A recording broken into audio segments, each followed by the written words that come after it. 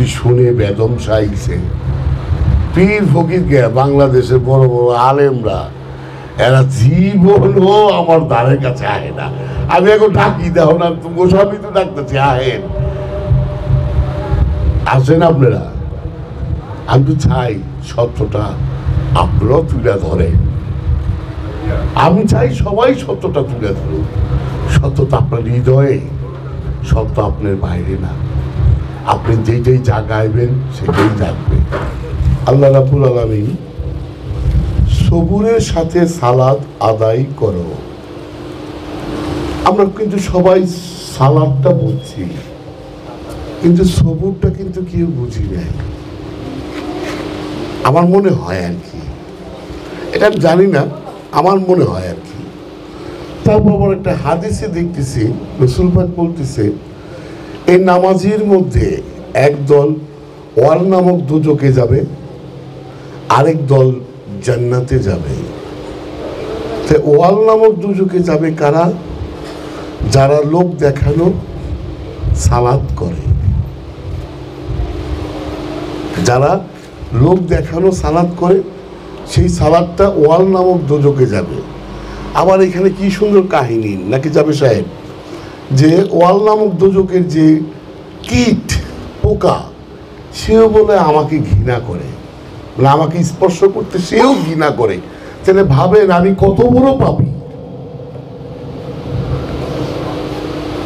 আবার বলতেছে একদল যে আল্লাহকে পাওয়ার জন্য নামাজ পড়ে বা সালাত আদায় করে, সেটা জান্নাতে যাবে না। সেটা জান্নাতে যাবে যেটা আল্লাহর জন্য, আল্লাহকে পাওয়ার জন্য যে ইবাদত করে। আবার আমার বাবা জাহাঙ্গীর, উনি তার গবেষণার থেকে আমি একটা কথা বলি। উনি বলতেছে যে কোরআনের কোথাও নাই নামাজির সাথে আল্লাহ আছে। যদি আপনারা কেউ দেখাইতে পারেন আমি সংশোধন করে নিব, আর যদি না দেখাইতে পারেন তাহলে আপনারা সংশোধন করে নিয়ে।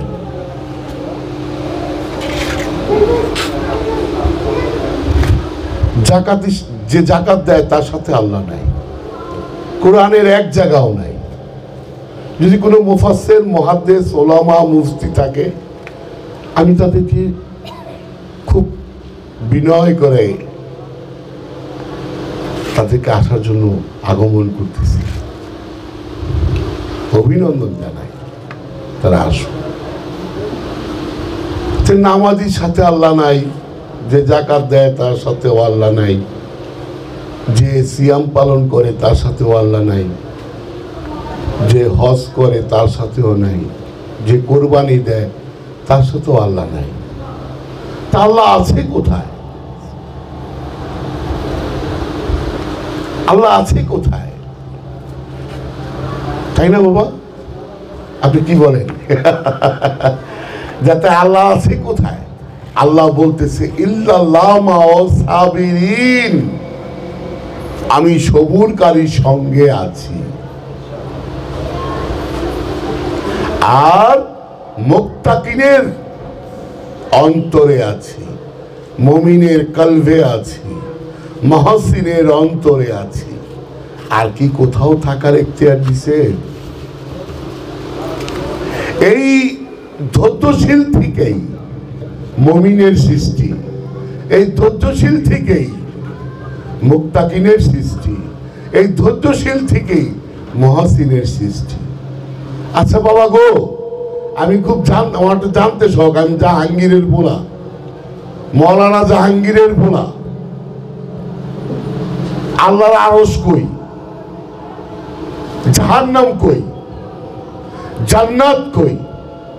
তৌহিদ কই? এটা কি কোনো রাষ্ট্র, কোনো দেশ? ওইখানে গেলে আমি তৌহিদে পৌঁছে গেলাম, ওইখানে গেলাম আমি জাহান্নামে পৌঁছে গেলাম, ওইখানে গেলাম আমি জান্নাতে পৌঁছে গেলাম। তোমরা কোরআন পড়ো নাই? কোরআনে বলতেছে না মুমিনের কলব আল্লাহর আরশ? তোমরা কই খুঁজো আল্লাহ? এটা তো কল্পের মধ্যে। তোমার অন্তরে, তুমি অন্তরে বাহিরে যা খুঁজবা সেটাই তোমার শয়তানের ধোঁকা। তোমার মধ্যে আল্লাহর আরশ আছে, তারে জাগাও। কেন জাগাইতে পারি না জানো? কেন প্রত্যেকটা মানুষের সাথে মিরশারিল ওয়াসওয়াসুল খান্নাস আছে।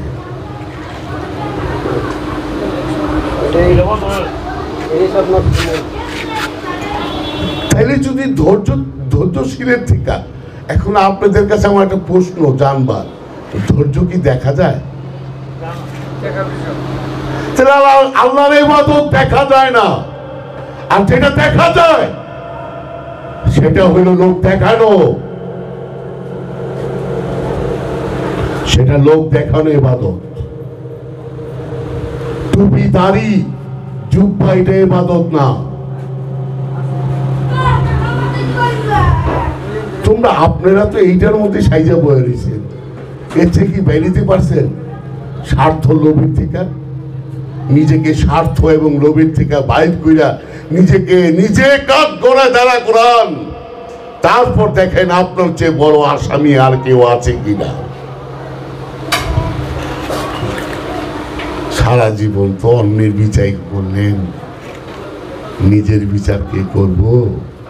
আপনি মাতবর মাতাব্বর দেখা আপনি বিচার কেউ করা পারবো না।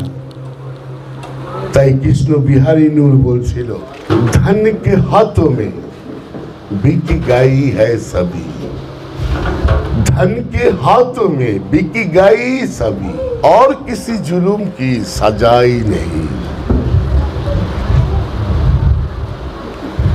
এখন আমেরিকার প্রেসিডেন্টের সাজা কে দিব? আছে কেউ দিবা? তাই ধনকে হাত মে, এই ধন দৌলতের কাছে সবাই বিকে গেছে। তাই বলতেছে ধনকে হাত মে বিকে গয়ে সবই, ধনকে হাত মে বিকে গয়ে সবই। সবাই এই ধনের দৌলতের কাছে বিকে গেছে। और किसी जुलूम की सजाई নেই। ওই তো মনে করে কোনো জুলুমে না, আমার আর সাজা নাই। আরে ভাই, তুমি মাতবর, তুমি মাতাব্বর, তোমার বিচার আরেকজন না করুক, কিন্তু একজন তো আছে বিচার করবার। এটা বুঝো না কে? এটা বুঝতে বাবা, আমার কিচ্ছু করার নাই বাবা, কিচ্ছু করার নাই। নিজের যখন স্বার্থ আর লোককে দাঁড় করায় সরাই দিয়া নিজেকে কাঠ করায় দাঁড়া করাও, তারপর তুমি দেখো, তোমারই দেখো, তুমি আরেকজনে দেখো না। তুমি তোমারে দেখলে তোমার পরিচয় তুমি এমনি পেয়ে যাবা।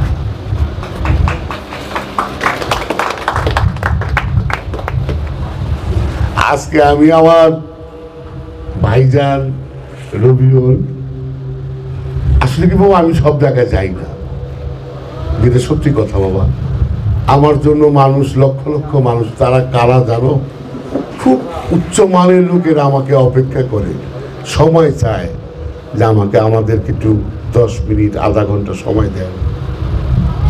কিন্তু আমি আমার বাবার খুব পছন্দের রবিউল ভাই, রবিউল ভাইয়ের মা, আব্বা, তার নানি, আমার খুব ভালো লাগছে, খুব ভালো লাগছে দেখতে।